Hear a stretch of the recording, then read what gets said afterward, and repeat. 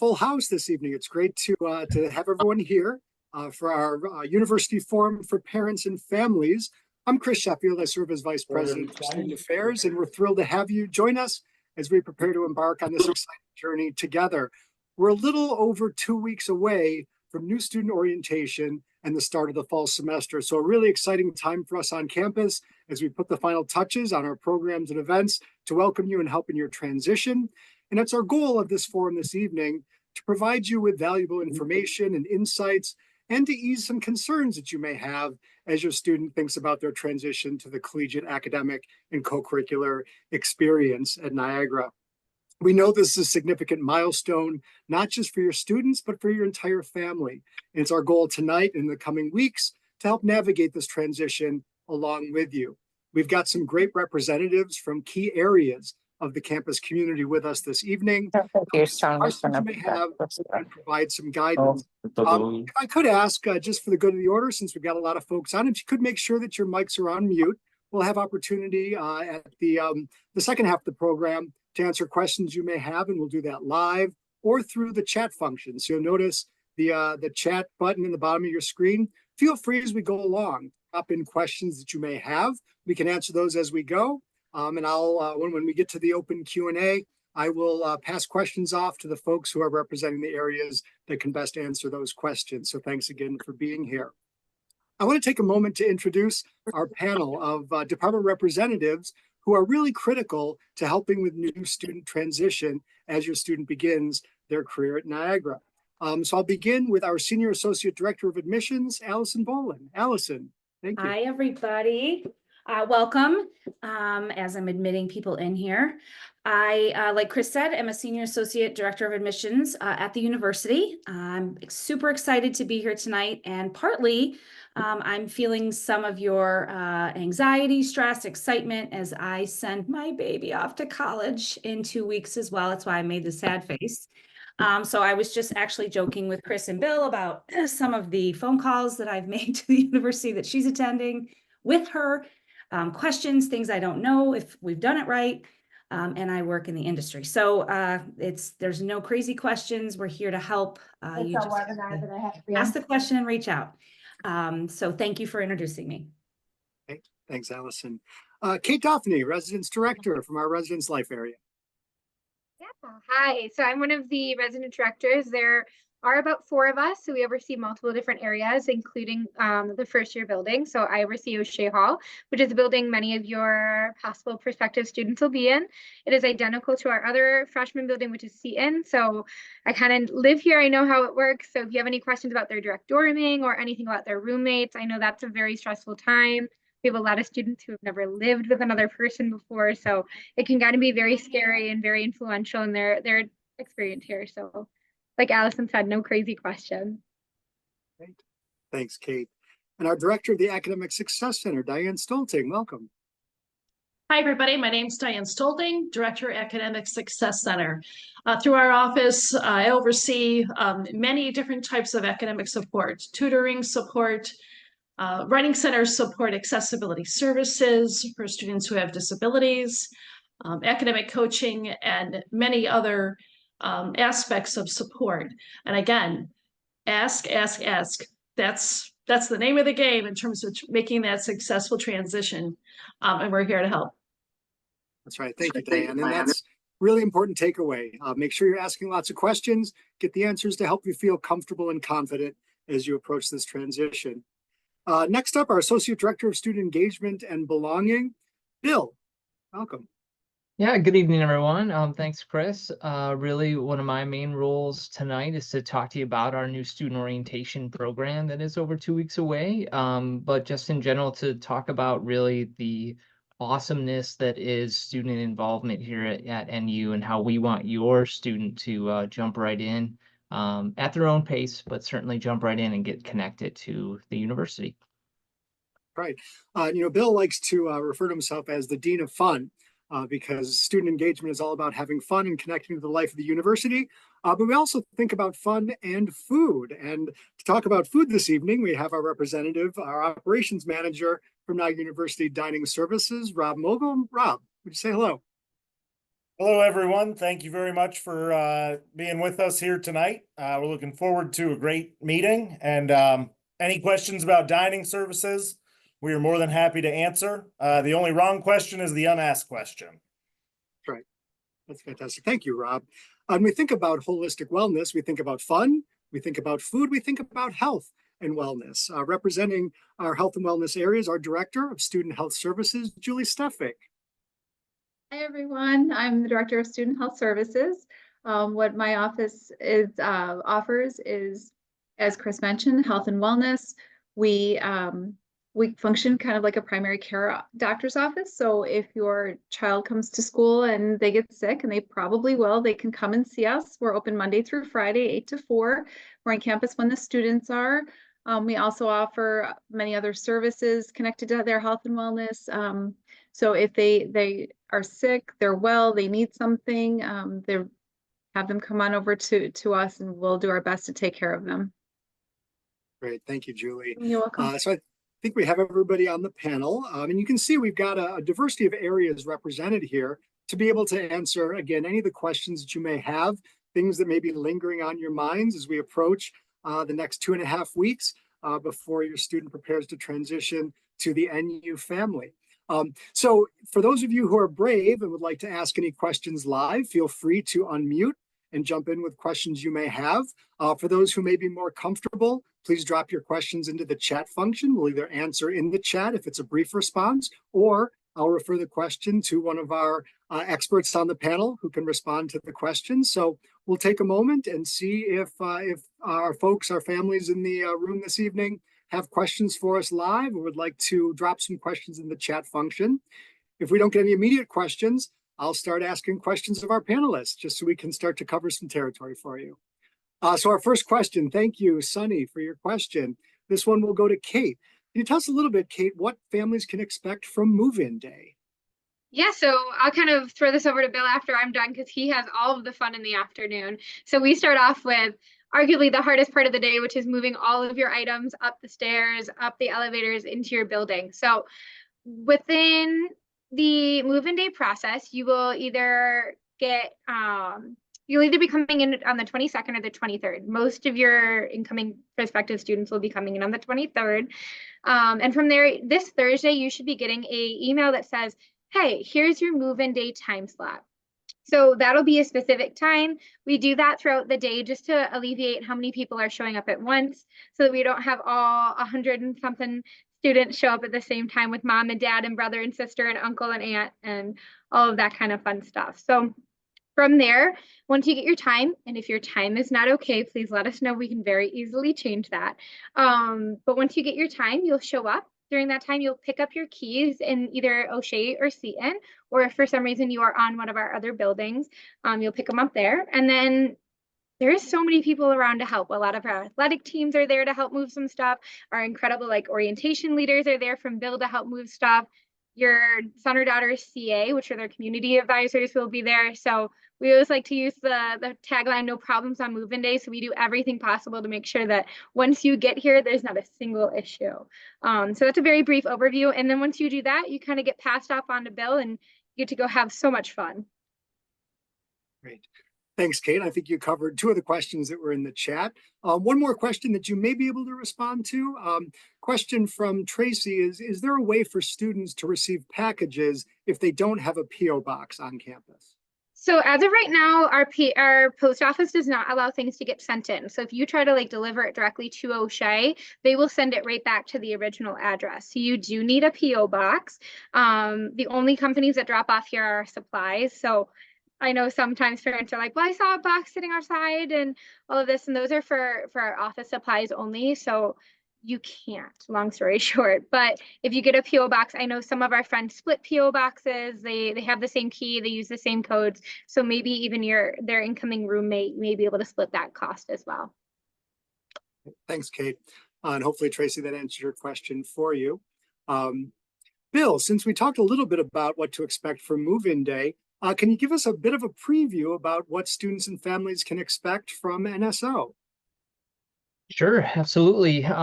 So new student orientation, or NSO, we're all about the acronyms here. So we're coming off of SUMO, now we're going to NSO. So it is August 23rd through August 25th. So that Friday, Saturday, Sunday. And as Kate was talking about, our resident students really get the day started in the morning on Friday with the move-in process, and that takes the vast majority of the morning.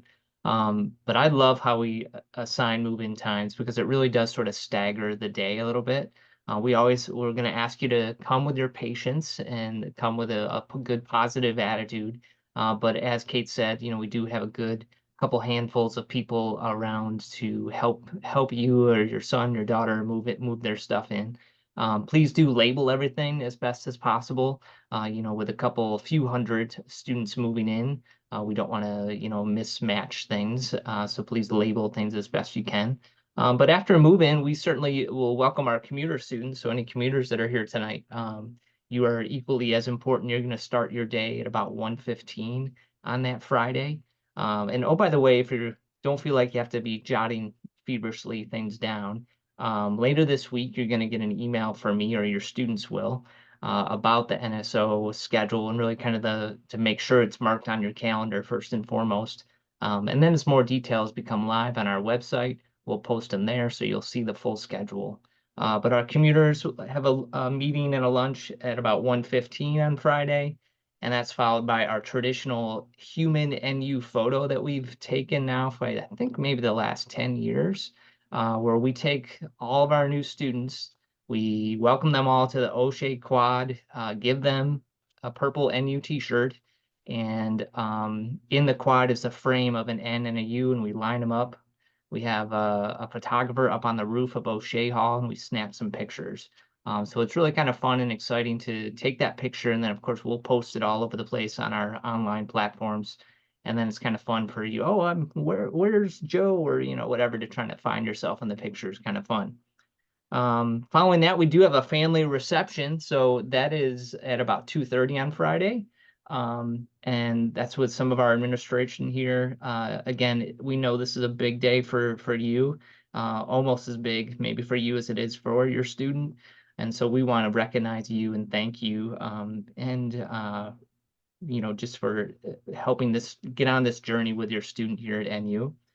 We have a Purple Pride convocation at 3 o'clock on Friday, and that is sort of the official torch, I guess you could say, the purple torch from yourselves to us here at Niagara. And because whether your student is a resident or a commuter student, we want Niagara to become their home away from home, and that's what NSO is going to start to do. And so whether you live 5 minutes away or 5 time zones away, we want this campus to become home to your student. Really, I could go on for 15 minutes if you wanted to, but Friday is filled with activities right up until our late night program at night. Saturday has some morning programs, some student excursions where we can get you off campus and get in touch with the community a little bit, get to know the area, especially if you're not from this direct area. Followed by some more social programming on Saturday. And then Sunday, we also have some fun social programming, and topped off with our professional fireworks show Sunday night with a big club fair where you can walk around. Students can sort of talk to returning students because our returning students come back on Sunday. And it's really kind of a party, more or less, but everyone's so excited to be back, and then why not have a professional fireworks show? So it's kind of our own little 4th of July celebration to kick off the school year. Thank you, Bill. Certainly, new student orientation is a fantastic opportunity for our students to meet one another, to get better acclimated and settled into the Niagara experience, and something both our new students and their families can certainly look forward to. So appreciate the overview. Absolutely. Please feel free, again, drop questions in to the chat. So we have one from Michael. Parents done after the convocation. Bill, can you talk to us a little bit about that bittersweet moment of separation? So I love this, right? Because, and maybe y'all can attest on this call, but some parents, maybe you're like, all right, my hour is 9 o'clock. So by 9:15, I'm out of here. See you later, Joe, and all that good stuff. And others of you might be like, I have to help move in every single piece of everything and that sort of thing. And or if you're somewhere in between there, I support it all. So that's great. It's a little bit entertaining at the same time, and I hope you can take that as well. The convocation, so that's at 3 o'clock on Friday. That is the official final piece that family members are included or invited to attend. So yes, and again, at that convocation, we recognize our family members as part of that. And then after that, in our schedule is actually sort of, we literally put it in the schedule, sort of some family goodbye. So there is a little bit of time to reconvene after that convocation. And if you need to go back to the room for something, you certainly can, or our commuters can sort of have some time with any family members that come. And then at 4:30, we have what we call a welcome fest, which is really exciting.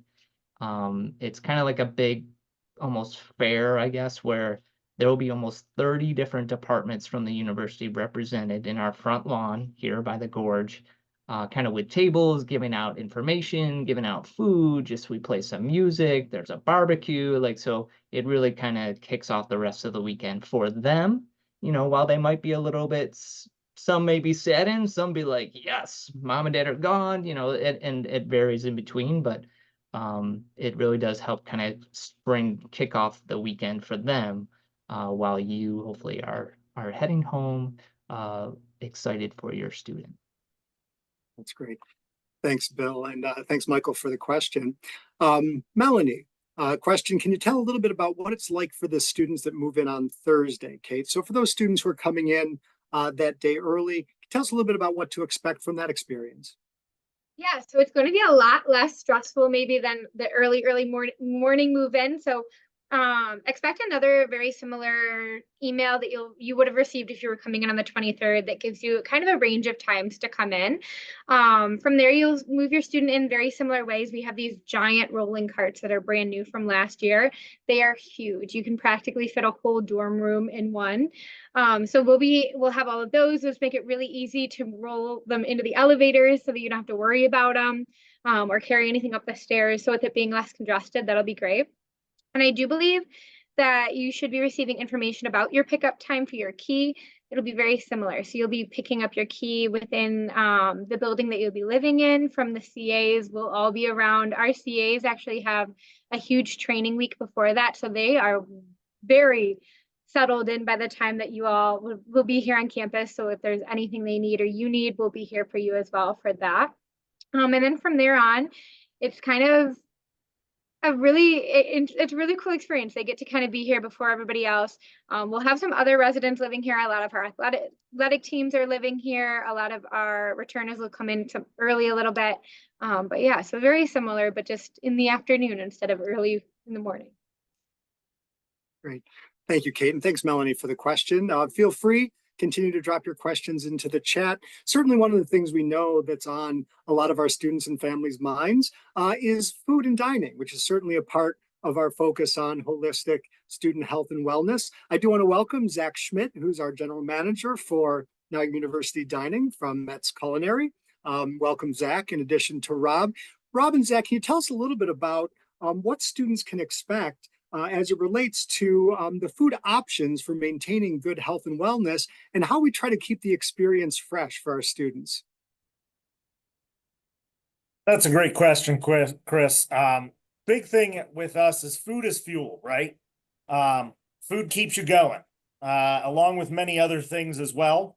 But we are very passionate about food. Our team is extremely passionate. We have a new chef that started spring term and has really kind of changed the focus of our cafeteria. I personally don't like the word at all, but that's essentially what we are. We're an all-you-care-to-eat facility.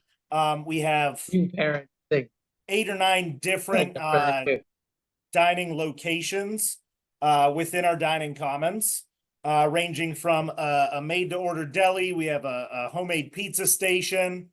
I should say, I'm sorry, not homemade. Everything we make in-house. It's an in-house made pizza. The dough's in-house made, sauce is in-house made. We have a grill station.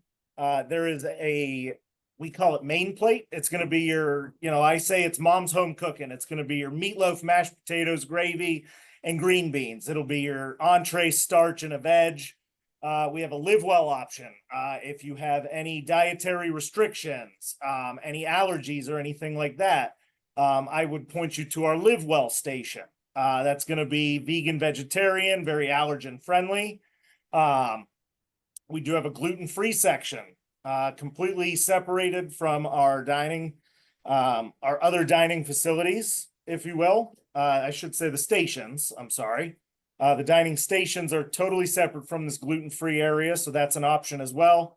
We'll have cereals out all day, waffles out all day. We have a revamped waffle station this year, which is phenomenal. A couple different newer flavors that we have.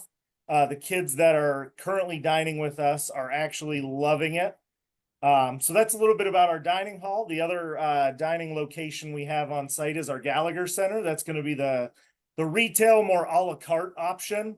There is a grill, a Mexican station, or we call it Poblanos, and then also a new upscale deli that is going to be called Stacked is the name. We just received the name a few days ago. So we're really looking forward to the new implementation of this higher end deli. We did get rid of our Subway location on site, unfortunately. But with this new higher end deli, we have a lot more options. We can do many different things. With Subway, it was the subs you have on the menu or the subs you get. As opposed to now we can create anything and everything. I know one thing I'm looking forward to myself on the deli is a balsamic onion jam that will be featured on our deli. And it just sounds phenomenal. Put it on it's going to be a spread, put it on any sandwich. I'm really looking forward to it. Some things to highlight off of that: fresh sliced meats and cheeses, vegetables will all be coming fresh, whole and then broken down. So just a lot of exciting things going on over at the Gallagher Center as well. Many different options for your students to fuel themselves with that food. That sounds fantastic. Thanks, Rob. My office is in the Gallagher Center, steps away from these fantastic dining options. And so I think I need to be worried about the freshman 15 myself. So something to be mindful of. Thank you. A few questions have come in the chat. One is regarding the P.O. Box requirement and that certain vendors, including Amazon, may not deliver to P.O. boxes. So Kate, do you happen to know what the process is for those packages that may not be deliverable to P.O. boxes?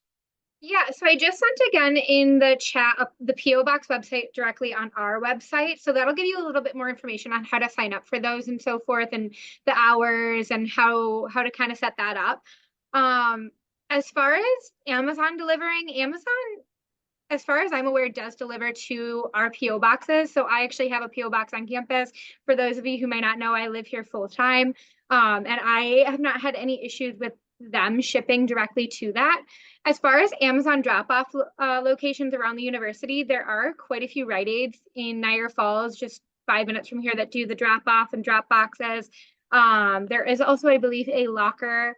I believe it's on Niagara Falls Boulevard, maybe about 15-20 minutes from here. So as far as that's concerned, you are able to do that.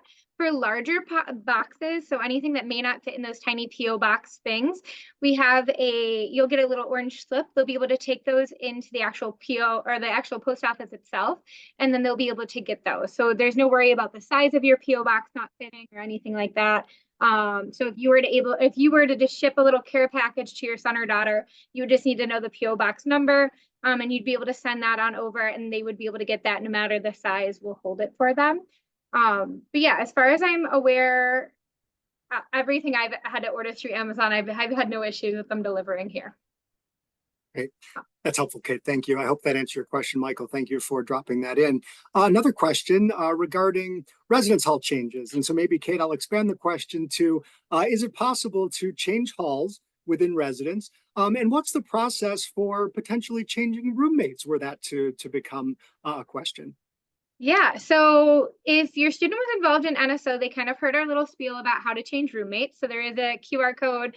There is a huge opportunity to kind of like do that, to change halls, so on and so forth. A lot of our first year students pick O'Shea. We have no idea why. Probably it's because I live here. I get it. But I do have to say the unfortunate news is O'Shea hosts mostly our D1 athletes, mostly our upperclassmen. A lot of our returners stay in O'Shea, and they are unwilling to go anywhere else because, like I said, I live here. So we just make it such a fun time. So a lot of your students who may or may not have picked O'Shea, they were probably placed in Seton. And I know that sounds really scary. The buildings are identical. My freshman year, I was here in Seton. I was a Seton like ride or die girl for many years, and then I moved on over to O'Shea. So they are very similar. As far as changing halls otherwise, freshmen typically are not allowed to have like single rooms. So I know that's a big question we get is, oh, hey, can my son or daughter, my incoming freshman, can they have a single room? Right now, the only way that singles are kind of given out are through ADA or accommodations for medical purposes and so on and so forth. If you need one, if your son or daughter has something like that, they need to put that documentation in. That would all go through our accessibility services office. And then from there, they work with us. We work very well with them. And we try to get all of those accommodations met. As far as changing roommates, it's super easy. There is, like I said, a form. So if you were to email any of the Residence Life staff, which you can just go on to Niagara University Residence Life, and I'll drop that in the chat in a minute, and click our name, you'll be able to actually send us a direct email. So you can send me an email, you can send, if your son or daughter's in Seton, you can send Nick an email, so on and so forth. So changes are possible. I will say the closer we get to move-in days, a little bit harder it is. So right now, the great news is we have a very, very full dorming situation again, which is really great. It brings so much life when there's not empty rooms on the floors. So we're very excited about it, but it does mean that changes are a little limited.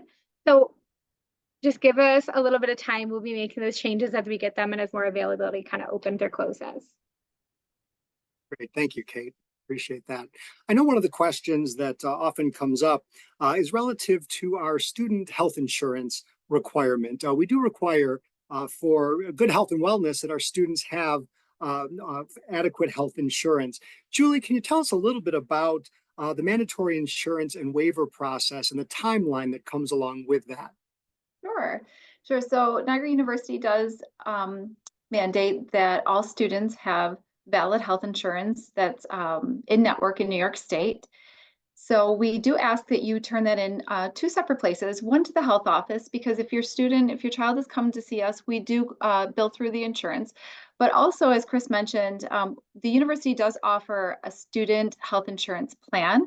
So if you don't have health insurance that's valid in network in New York State, you can purchase the one through the university. The charge has already been put on the student's bill. So I do want to make that very clear. It's approximately $2,800. So if you do have that insurance, please waive out of the university's plan.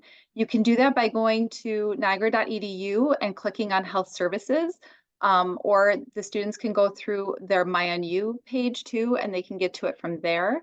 There is a short video that we've come up with that walks you through the whole waiver process. It's pretty simple. It takes about 5 minutes.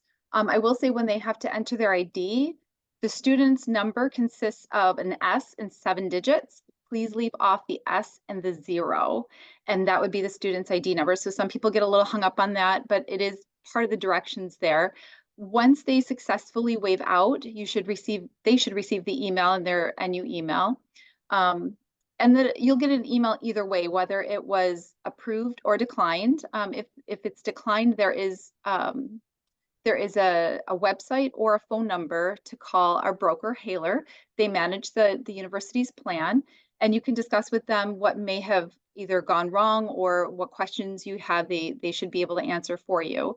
Once you've successfully waived out of it, the student accounts office gets a report once a week of every student that successfully waived out, and then that is when the charge is removed off the bill. So it is a little bit of a process, so just be patient with us.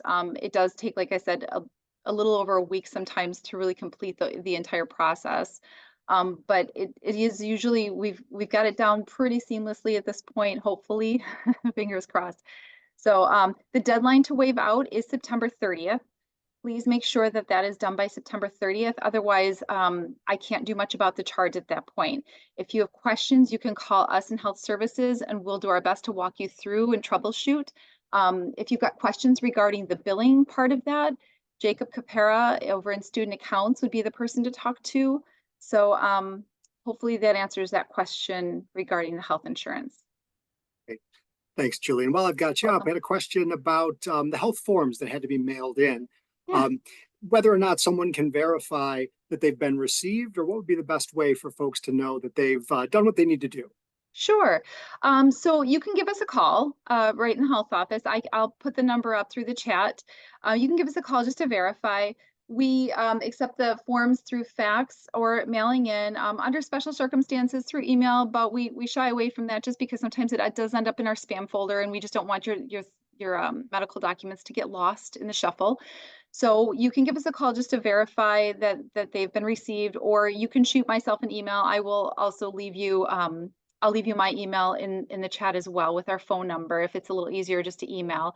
We just don't usually email documents back and forth, medical documents, just because they are HIPAA protected. So the documents, the deadline was July 30th, July 31st. If you've missed that deadline, that's okay. No worries. Nobody's gonna lock you out of anything at this point. We understand that there's bumps in the road getting those medical documents in sometimes with your doctors and coordinating that. So I just ask that you get them in before the start of class. And again, either by faxing or mailing them into us, or you can just have your student walk them right into our office. And what we've been doing is just as you come into the office, we just check them right there for you at the desk. And if we get them via fax or mail, we will email the student and let them know what they're missing if they are missing anything. If the student happens to drop them off and it's before or after hours, there is a secured lockbox just to the left of the door on Health Services. You can drop them in there. We check that every morning. Great. Thank you, Julie. You're welcome. Diane, as we think about student transition to academic life, certainly academics is central to the experience. We've talked a lot about the co-curricular wraparound support, but any advice that you might have for our families and our new students on getting things started on the right foot as they begin their freshman fall semester? Sure. Thanks, Chris. I think one of the biggest tips that our office gives incoming students is really organization. And every single semester, my secretary prints a rather large, it's 11 by 17, it's a purple calendar. And it's got every single week of the semester on it, when the holidays are, when spring registration is, just different deadlines are posted on this calendar. We print hundreds of them, and we encourage students to come pick them up. It's just incredibly important to stay organized, to understand what the workload is, and map those things out. One of the services that we provide for students, if they want to tap into it, is something called academic coaching. So students, every member of my staff is an academic coach. You can come in, sign up for an appointment, and we've got a process where we work with students to go through each course syllabus that they have. And we've got a form that we use to map out requirements and then put the dates on our purple calendars. So students get a sense of what the workload is like, because they've got to figure out how best to manage that workload, make sure all those assignments are done, papers are on time, etc. They've got time to prepare for exams. So it's something that we do routinely with students. We welcome them to come into our office. Our office is actually located on the first floor of Seton Hall, which is one of the dorms that Katie was talking about. So we're accessible. We're open 9 to 5, Monday through Friday. And then when the third week begins, we stay open till 8 p.m. Monday through Thursday, because that's when a lot of our tutoring starts kicking in, small tutoring groups. So if students have questions about getting organized or looking for tips or help, if it seems a little bit overwhelming, just come in, ask the question. we'll sit down with you and get you hooked up with one of the staff members to try to help you out. Great. Thank you, Diane. Are there any other questions at this point from our families, parents, students who may be on with us this evening? We'll give you an opportunity to drop additional questions into the chat, or feel free, if you're brave, to jump in and ask a question live.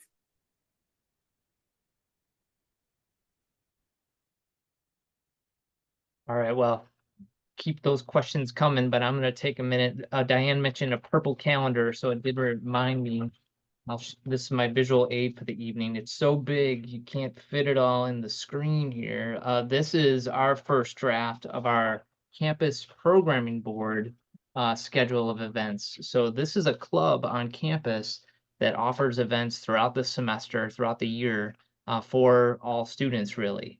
And so we're putting our finishing touches on the fall schedule, but I just did a quick count and there were 46 events listed for the fall schedule. So I'd like to always say, as Chris made mention to the Dean of Fun, I guess that's, that's not on the business card, but it's certainly something that I take seriously as much as you can, that kind of title. But I like to say that there's always something to look forward to. So whether that's a CPB event, this year we are going to see Hamilton at Shays. I'm really excited about that.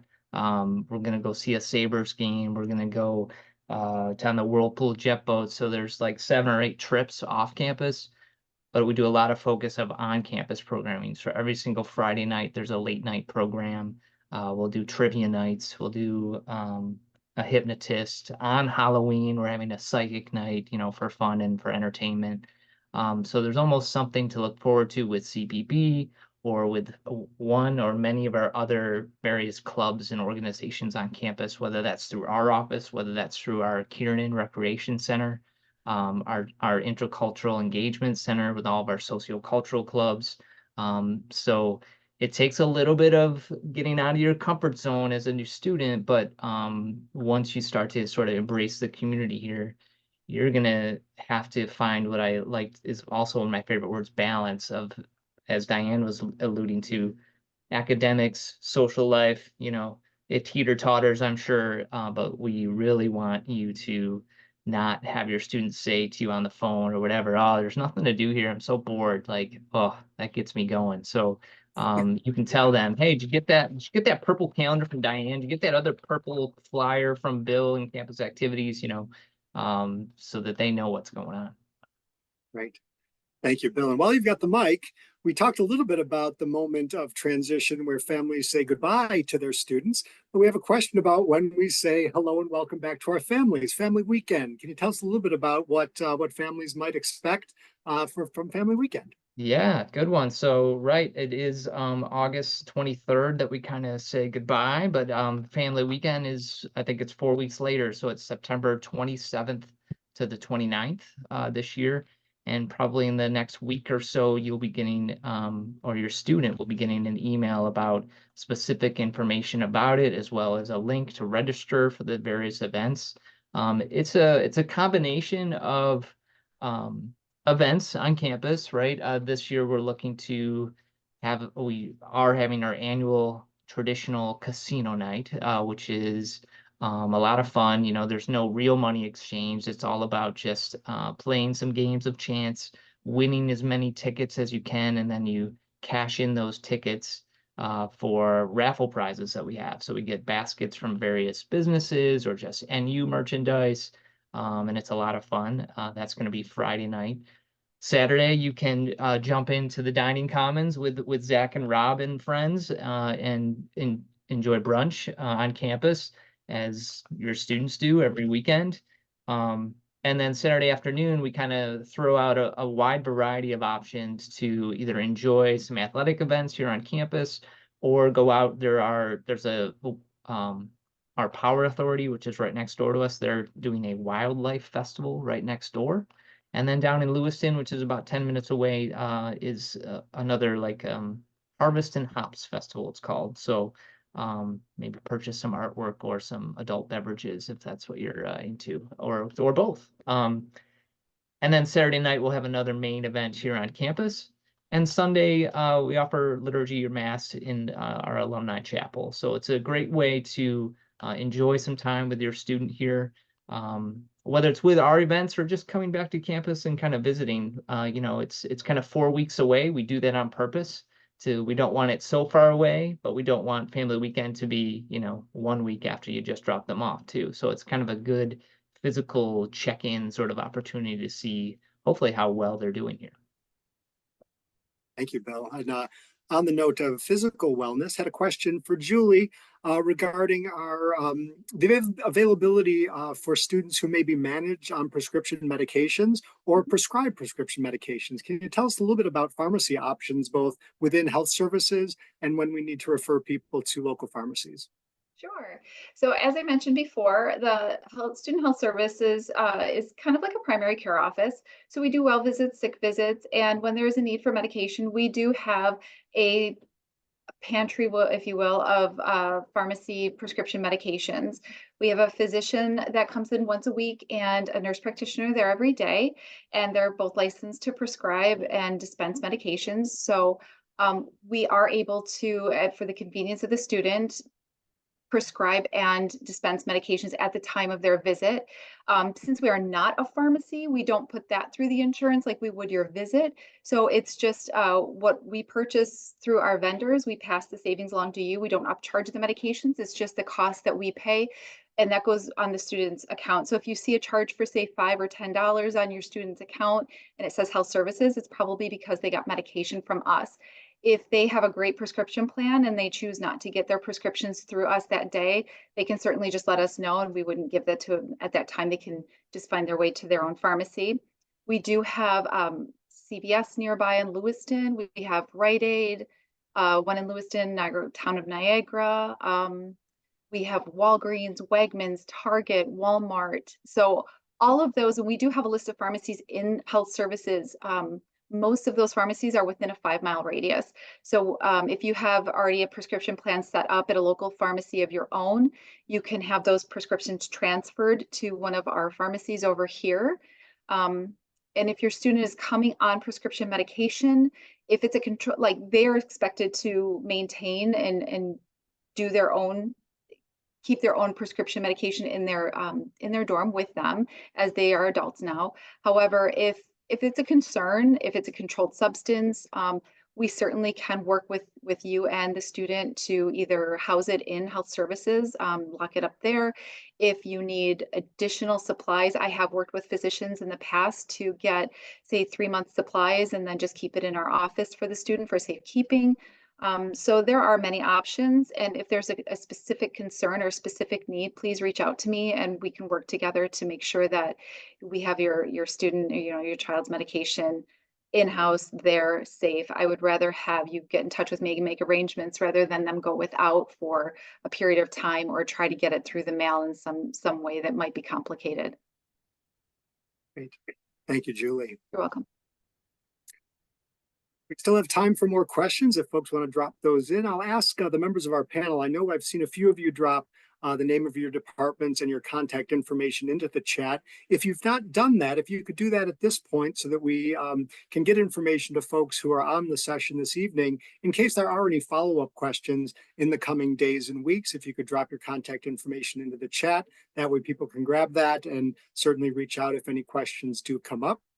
I'll also ask if there are other members of our panel this evening who have any additional information, final thoughts, things they would like to add for the good of the order.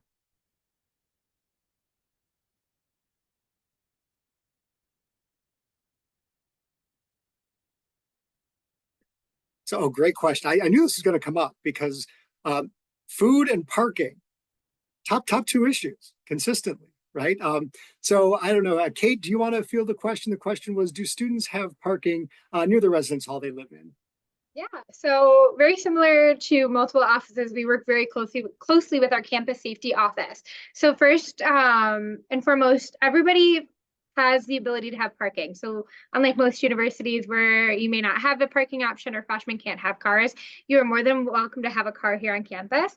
You would register that through the campus safety office. I believe if you were here for SUMO, you should have gotten a little pamphlet in your folder on how to do that. If not, you can Google Niagara University campus safety and it should have their parking pass information. For that, for the two main freshman buildings, so Seton and O'Shea again, right behind O'Shea is a ginormous parking lot, which hosts most of our residential students. And that is just a very short walk to Seton. So it's literally through a basketball court and a tiny little courtyard, and you're right into Seton Hall. So relatively, those two parking lots are very, very close to both of the freshman buildings.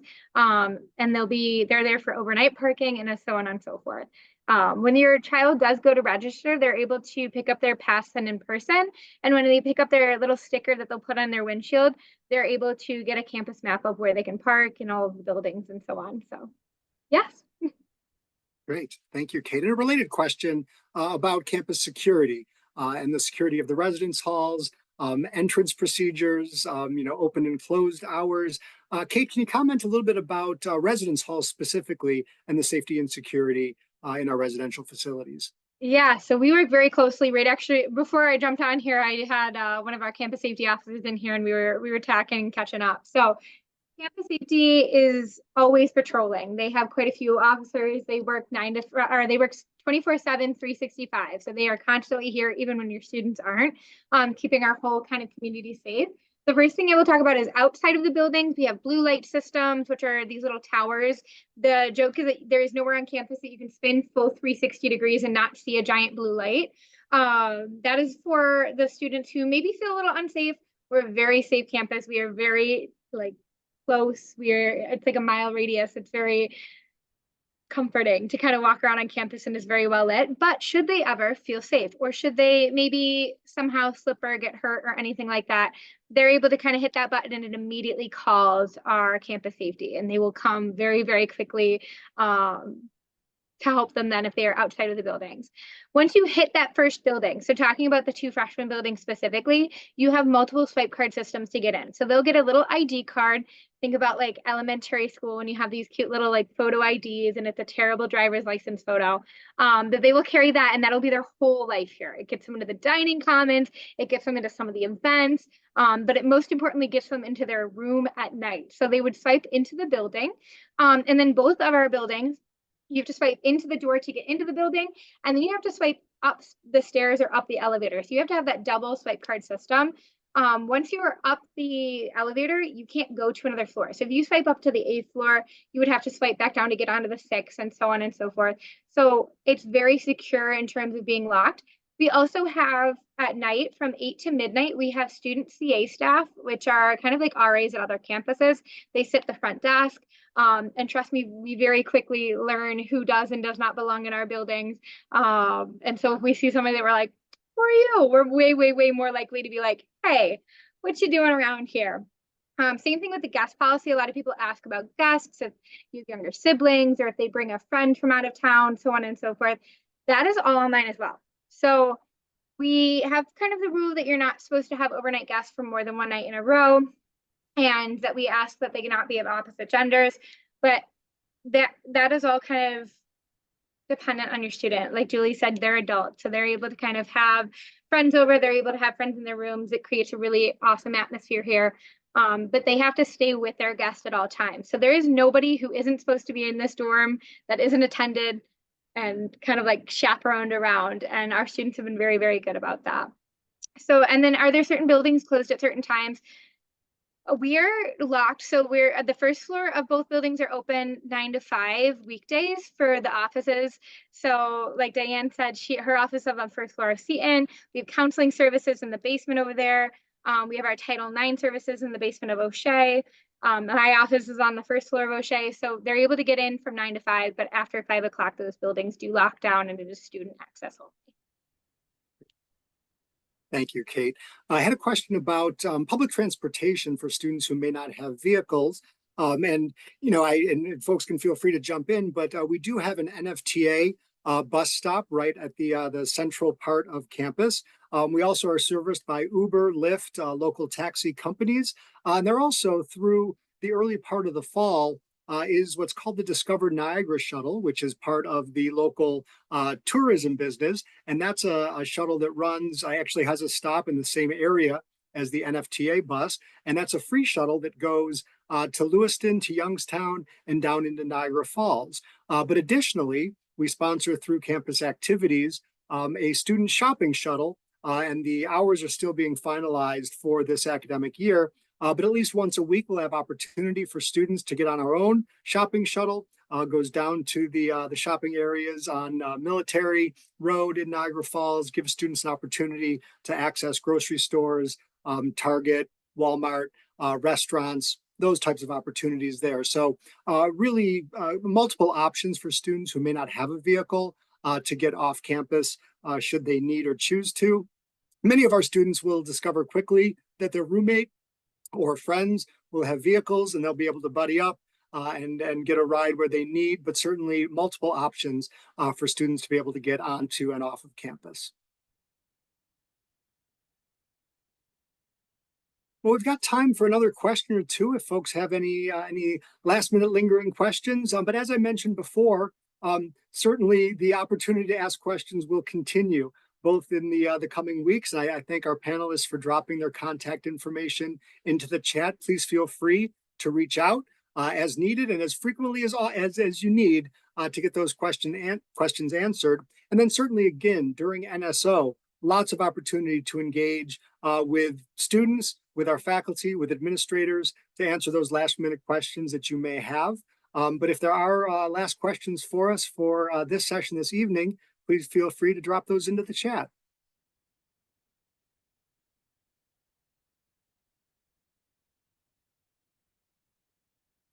Okay, I'll also go on one more time. Another big common question that we're going to get in the next few weeks is what can and can I not bring into the dorms? So it is very easy. Talking about Amazon shopping, everybody sees this cute little Amazon commercial that shows up and it goes, oh, buy the incense, buy the cute neon lights, buy all this really fun, crazy stuff. And we're like, oh my gosh, as a res life professional, we're sitting there like fiddling our thumbs. There is a website on our website. So if you go to Niagara University Residence Life, and it'll give you a list of everything to bring, everything not to bring, what is and is not allowed.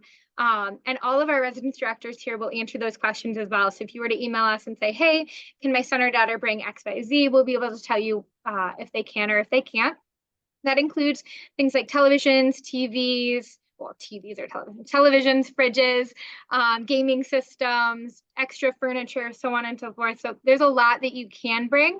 My biggest reminder is moms and dads. There's not a lot of room in these dorm rooms. So try to encourage your students to pack light, pack what they need, and leave kind of all of the extra stuff at home. Thank you, Kate. I just dropped the link into the chat. Great comprehensive site on the Residence Life site with information on move-in and those tips on what to bring and what not to bring. Certainly, we know your cars are going to be packed to the rafters, so no need to bring those extraneous things that aren't allowed for important health and safety reasons. So appreciate that, Kate. I don't see any additional questions at this point, so I'll first ask if our panelists have any final thoughts they would like to offer. We're getting excited to welcome y'all, and you know we're in this journey together for sure. So keep asking those questions, you know, as we get a little closer. And just to circle back to the beginning, I love that Allison mentioned like she's a mom too. So it's, you know, there's a lot of us in those shoes. So keep those questions coming, and even as the year begins, you know. I did just want to add one real quick thing. We do offer counseling on campus as well. Our director isn't here tonight, but they are in the lower level of Seton Hall, and it's a free service. So their motto is nothing's too big, nothing's too small. So I'm going to be Michelle Graneri for a second.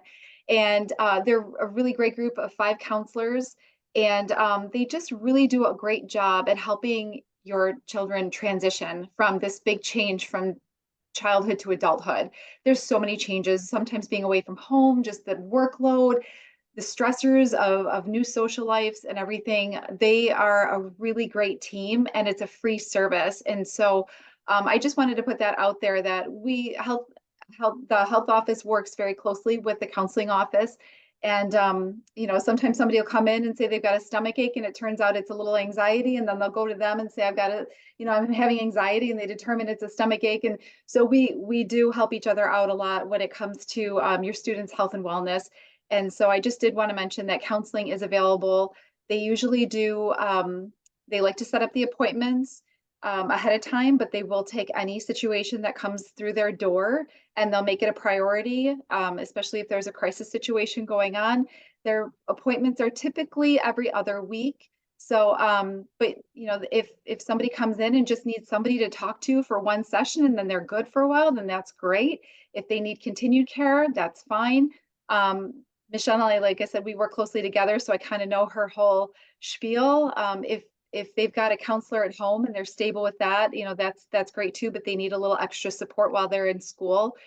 They're happy to talk to anybody and help them through their situations. So just so you know, if you know your child is struggling a little bit, please don't hesitate to refer them over to counseling or myself, and together we can figure out what's going on and get them the help that they need. Thank to you for that, piggyback- Julie. Sure.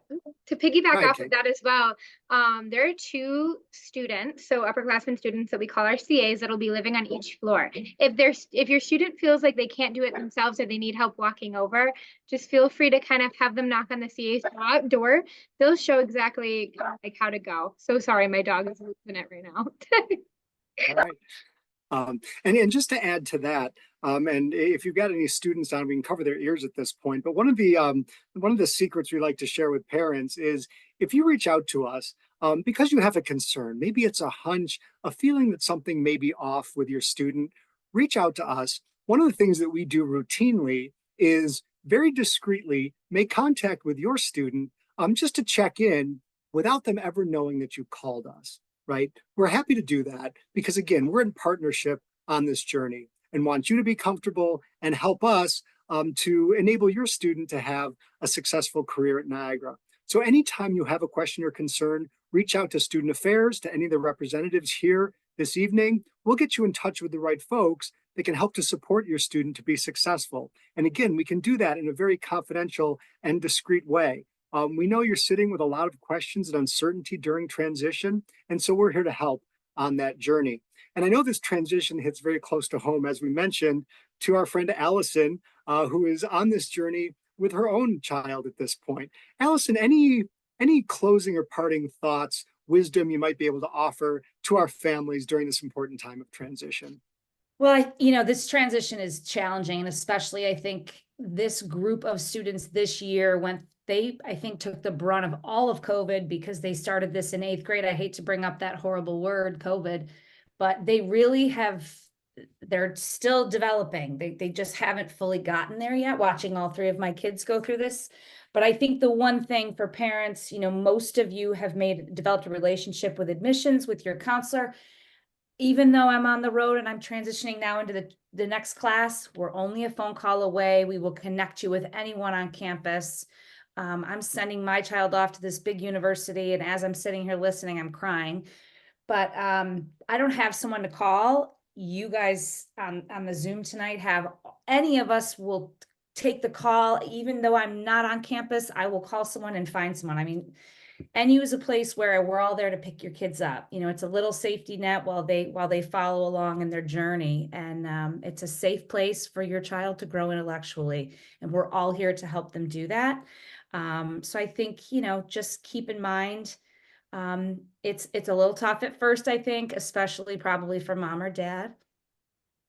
But, you know, your child is going to go through some rough patches, but by about October, they're going to be happy as a clam. So just go along for the ride, try to give sound advice and encourage them to seek out help, or, you know, questions they have, encourage them to find it. I mean, I get questions every day and I always say, have you looked it up yet? I'll look it up for you, but maybe we could do it together. So, you know, you got this. Move-in is tough, but it's exciting. Bring some tissues. I think we should start passing those out, Bill. Maybe that could be something we could pass out. Counseling passes them out at the Walk to Whirlpool, but maybe we need them for parents for move-in day 2. Yeah. So Yeah. it's exciting. So I think, unfortunately, I won't be there this year. I will be crying 7 hours away, but it's gonna be it's gonna be a great journey, and it's an exciting time. You got this. Well, I couldn't have wrapped things up better, Allison. Thank you. Thanks to all of our panelists this evening. You've certainly been incredibly helpful in answering questions, easing some of those concerns that folks may have. And thanks to all of our families and students who joined us this evening. We're really looking forward to welcoming you in a little over 2 weeks and getting you started on this important journey and this next milestone in your lives. Thanks for being here this evening. I wish everyone good health and wellness in the coming weeks. Good night, everyone. Thank you. Bye. Thank you.